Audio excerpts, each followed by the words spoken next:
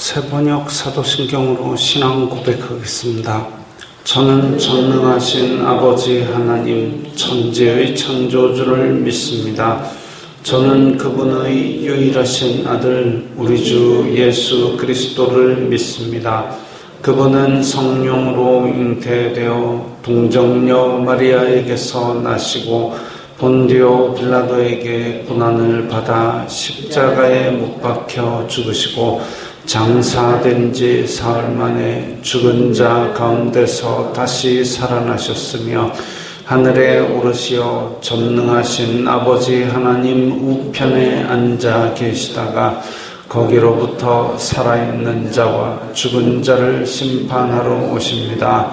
저는 성령을 믿으며 거룩한 공교회와 성도의 교제와 죄를 용서받는 것과 몸의 부활과 영생을 믿습니다. 아멘. 거룩하신 하나님 아버지 감사합니다.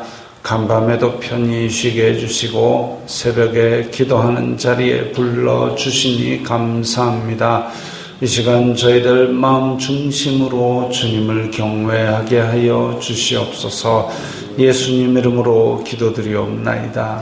아멘. 찬송가 357장입니다.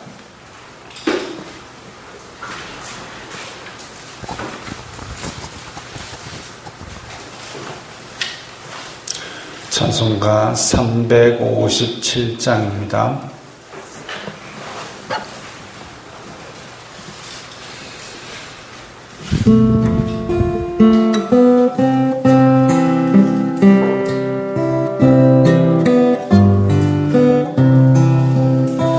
주 믿는 사람이 일어나 다 힘을 합하여 이 세상 모든 마귀를 갖춰서 멸하세. 저 앞에 오는 적군을 다 싸워 이겨라. 주 예수 믿는 힘으로 온 세상 이기네. 믿음이 이기네. 믿음이 이기네. 주 예수를 믿음이 온 세상 이기네. 온 인류 마귀 괴율로 큰 죄에 빠지니 진리로 띠를 띠고서 늘 기도 드리세. 참 믿고 의지하면서 겁 없이 나갈 때 주 예수 믿는 힘으로 온 세상 이기네. 믿음이 이기네. 믿음이 이기네. 주 예수를 믿음이 온 세상 이기네. 끝까지 이긴 자에게 이 옷을 입히고 또 영생 복을 주시니 참 기쁜 일일세. 이 어두운 세상 지나서 저 천성 가도 주 예수 믿는 힘으로 온 세상 이기네. 믿음이 이기네. 믿음이 이기네.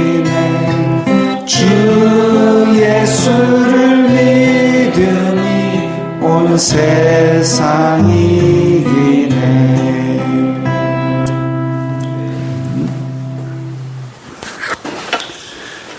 오늘 말씀은 창세기 37장 12절부터 24절까지의 말씀입니다.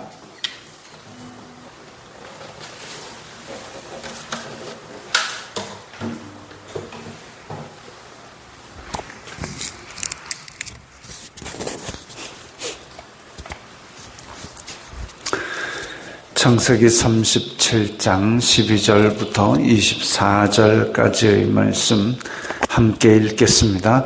그의 형들이 세겜에 가서 아버지의 양떼를 칠 때에 이스라엘이 요셉에게 이르되 내 형들이 세겜에서 양을 치지 아니하느냐 너를 그들에게로 보내리라. 요셉이 아버지에게 대답하되 내가 그리하겠나이다. 이스라엘이 그에게 이르되 가서 내 형들과 양떼가 잘 있는지를 보고 돌아와 내게 말하라 하고 그를 헤브론 골짜기에서 보내니 그가 세겜으로 가니라. 어떤 사람이 그를 만난즉 그가 들에서 방황하는지라. 그 사람이 그에게 물어 이르되 내가 무엇을 찾느냐.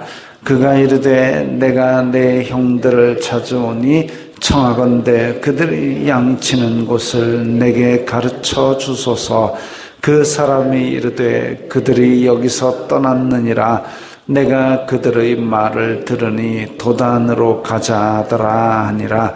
요셉이 그의 형들의 뒤를 따라가서 도단에서 그들을 만나니라. 요셉이 그들에게 가까이 오기 전에 그들이 요셉을 멀리서 보고 죽이기를 꾀하여 서로 이르되 꿈꾸는 자가 오는도다. 자, 그를 죽여 한 구덩이에 던지고 우리가 말하기를 악한 짐승이 그를 잡아먹었다 하자. 그의 꿈이 어떻게 되는지를 우리가 볼 것이니라 하는지라. 르우벤이 듣고 요셉을 그들의 손에서 구원하려 하여 이르되 우리가 그의 생명은 해치지 말자. 르우벤이 또 그들에게 이르되 피를 흘리지 말라. 그를 광야 그 구덩이에 던지고 손을 그에게 대지 말라 하니 이는 그가 요셉을 그들의 손에서 구출하여 그의 아버지에게로 돌려보내려 함이었더라. 요셉이 형들에게 이르매 그의 형들이 요셉의 옷 곧 그가 입은 채색 옷을 벗기고 그를 잡아 구덩이에 던지니 그 구덩이는 빈 것이라. 그 속에 물이 없었더라. 아멘. 자, 요셉의 아들들이 양을 치러 멀리 떠났습니다. 멀리 떠났는데 요셉은 떠나지 않았습니다. 이것도 엄청난 편애지요. 요셉이 지금 17세면은 이미 양떼를 치고 다닐 때입니다. 그럼에도 불구하고 아버지가 곁에 두고 채색 옷 입혀가지고 그렇게 안 보냈다. 이것만 가지고도 형들이 미워할 사건은 됩니다. 어쨌든 세겜에 가서 아버지의 양떼를 치고 있는데, 근데 이스라엘이 야곱이 요셉에게 형들이 세겜 갔는데 잘 있나 보고 와라. 굳이 이 보낸 이유가 있습니다. 왜냐하면 세겜에서 그 안 좋은 일이 있어가지고 이 시므온과 레위가 칼부림을 해가지고 지금 난리가 났지 않습니까? 근데 거기로 양을 치러 간다. 혹시나 가나안 민족하고 또 충돌이 있을까? 이런 걱정이 되는 거죠. 그래가지고 요셉이 좀 갔다 와라 하니까 요셉이 네 하고 가려고 합니다. 그게 근데 하루 이틀 길도 아니고 꽤 멀리 떨어져 있습니다. 꽤 멀리 떨어져 있는 것이 지금 야곱이 사는 곳은 헤브론 골짜기, 이 지금 갈라져 있는 여기고 세겜은 여기 사마리아 글씨 있는 요 근처입니다. 그냥 직선거리만 해도 한 80km 됩니다. 근데 이 80km 되는 거리를 애 혼자 형들 잘 있나? 그것도 애지중지하는 아들을 보낸다. 어쨌든 그렇게 보냈는데 세겜에 가서 들을 헤매고 있는 걸 보고 또 어떤 사람이 야, 너네들 그 물이 도단으로 갔다. 그래서 거기서 또 한 20여 킬로 더 떨어진, 그러니까 집에서는 한 100km 떨어진 곳까지 지금 말이 100km지 여기서 100km면은 부산에서 한 대구 이 정도 되지 않습니까? 아니다, 경주, 대구 이 정도까지를 혼자 걸어가는 겁니다. 형들 찾아서. 좋아하는 형들도 아니고 그냥 아버지가 가라니 가는 거지요. 그래가지고 형들이 도단에 있는데 요셉이 도단에 거의 이르니까 18절에 보니까 그들이 요셉을 멀리서 보고 죽이기를 꾀하여. 요셉이 뭔 잘못을 했습니까? 이게 지금 절대적인 잣대에 의해서 요셉이 뭐 비리를 저질렀거나 횡령을 했거나 음주운전을 했거나 위법을 했거나 이런 거 아니고 단지 형들보다 아버지에게 사랑을 더 받고 채색 옷을 입었고 형들의 잘못을 아버지에게 고하고 형들의 잘못을 아버지에게 고하고 나서 또 자기가 꿈을 꿔가지고 해달별하고 뭐 집단하고 절하는 그 꿈 얘기하고 그 시기와 질투와 자기네들의 죄 지은 것을 고한 것 이런 것 때문에 미워하기 시작해가지고 그 미워함이 자꾸만 커진 겁니다. 사람을 미워하는 마음이 생길 때에 그걸 자꾸 생각하면 더 미워집니다. 더 미워지고 더 원망이 되고 더 그 사람을 저주하게 되고 그러니까 미운 마음이 우리 마음속에 올라올 수는 있지만 그걸 가지고 자꾸 손대고 있으면 그게 자꾸 커지고 더 깊어지고 더 퍼지게 됩니다. 죄는 깊어지고 죄는 확산되고 집요하게 우리를 자꾸 물고 늘어지는 게 죄의 속성입니다. 그걸 건들지를 말아야 되는 거죠. 죄는 싸우는 게 아니라 피하는 겁니다. 죄의 유혹은 내게 있으나 유혹이 오면 유혹과 싸워 이길 수 있는 사람이 별로 없습니다. 유혹은 피하는 거죠. 죄의 유혹은 내게 있으나 너는 죄를 다스릴지니라 그랬는데 그 미움을 자기네들끼리 서로 이야기하면서 야 죽여보자 이렇게까지 이제 결론이 났습니다. 이게 지금 가족인데 한 아버지 밑에서 난 자녀인데 그것도 자기네들에게 특별하게 손해를 준 게 아니라 단지 사랑을 더 받고 단지 바른 말 했다고 죽이자까지 갔습니다. 끔찍한 일이죠. 죄는 이렇게 여러 사람하고 같이 죄를 나누는 관계까지 발전을 하게 되면 죄가 죄인 줄 모르고 죄책감도 무뎌집니다. 그러니까 이 지금 형제들이 다 모여가지고 죽이기를 꾀하여 제정신 차린 사람이 별로 없죠. 자, 이거 죽여가지고 구덩이에 던지고 악한 짐승이 잡아먹었다고 거짓말하자. 자, 그냥 죽이는 것도 큰 죄인데 죽여놓고 자기들이 안 죽였다 하고 아버지한테는 악한 짐승이 먹었습니다. 거짓말까지 이제 죄가 죄를 낳기 시작한 겁니다. 르우벤이 듣고 요셉을 구원하려 하여 죽이지는 말자. 르우벤은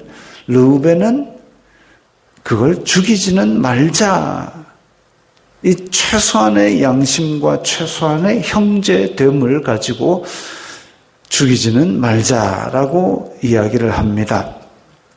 참 죽이자라고 된 것은 사실상 그 에덴에서 아담과 하와가 타락을 하고 나서 여인의 후손이 올 것이다라는 얘기가 나온 때부터 여인의 후손을 죽이기 위한 계속 계속되는 사탄의 그런 계략.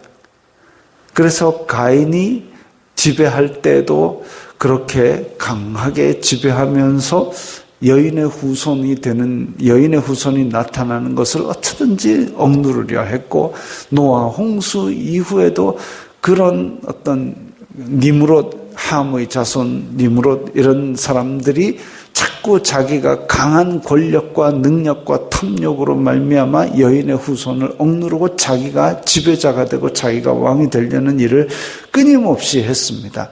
여기서도 지금 야곱이 믿음의 조상이 되어서 그런 여인의 후손에 대한 그런 사명을 띠고 있을 때에 그 사랑을 받는 아들인 요셉, 이건 놔두면 또 여인의 후손이 이 밑으로 나겠구나 싶어가지고 또 죽이도록 만드는 그런 큰 흐름이 아닌가라고 생각할 정도로 이들의 미움은 아무런 당위성이 없습니다. 야, 그럴 만도 하네. 이거 아니고 그야말로 지금 형들은 시기와 질투와 그 찌질한 것 때문에 지금 이 요셉 자기 동생을 죽이려고 하고 있고, 그나마 정신을 차린 르우벤이 이렇게 피를 흘리지 말자라고 이야기함으로써 살 길을 제공을 하는 거죠. 하나님의 뜻은 어떤 일로든지 이루어집니다. 그래서 야곱이 그 하란 땅에서 그 고생을 하고 있을 때 라반이 쫓아왔는데도 불구하고 하나님께서 너 가타부타 말하지 마.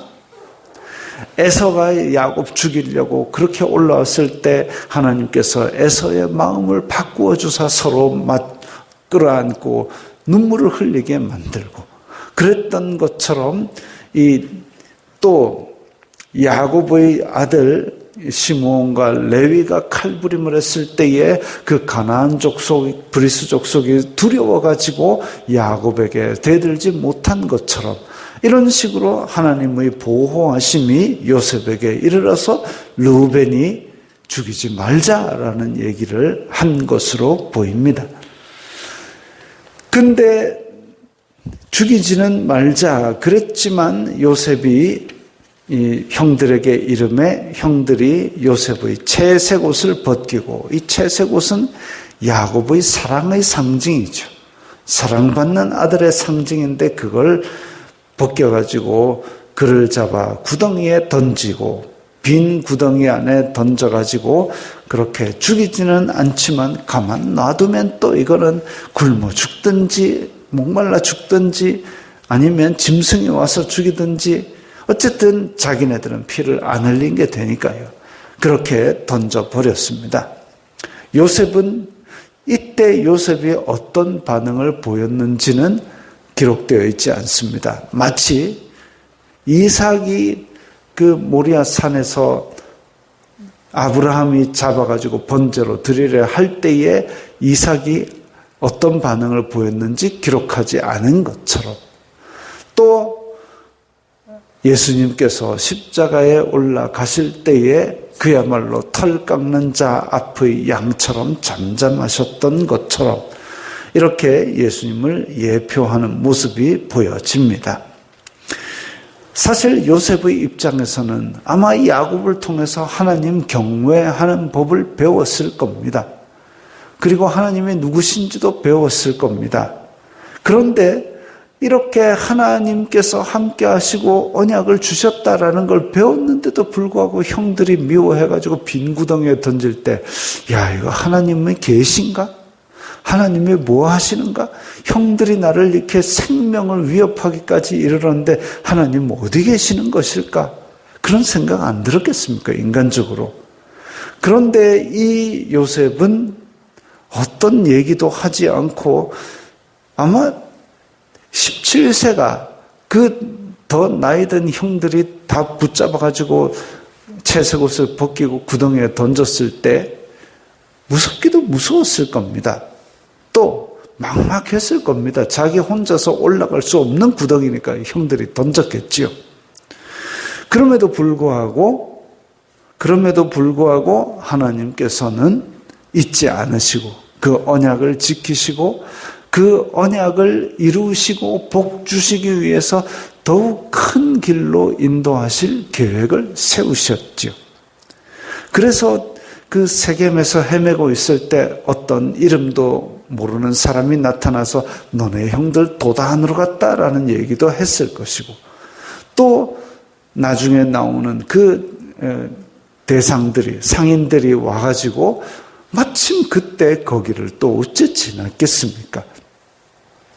이런 것들이 하나님께서 계획을 이루시는 방법입니다. 때로는 우리의 앞길이 막막해 보일지라도 하나님께서는 그 계획을 이루시기 위해서 한 걸음 한 걸음 오늘도 이 일을 하시고 역사하실 것입니다. 그런 계획을 믿고 지금은 안 보일지라도 소망 가운데서 하나님을 의지하고 붙드시기 바랍니다. 기도하겠습니다. 거룩하신 아버지 하나님 감사합니다. 이 세상 속에서는 우리의 아둔한 눈으로 하나님의 역사하심을 볼 수가 없을 때가 많습니다. 그리하여 절망하고 낙담할 때가 있지만 그럼에도 불구하고 언약의 하나님은 잊으신 적이 없고 우리와 항상 함께 하시고 더 큰 일을 이루실 줄을 믿습니다. 그 하나님의 소망을 두고 믿음 흔들리지 않게 붙들어 주시옵소서. 예수님 이름으로 기도드리옵나이다. 아멘.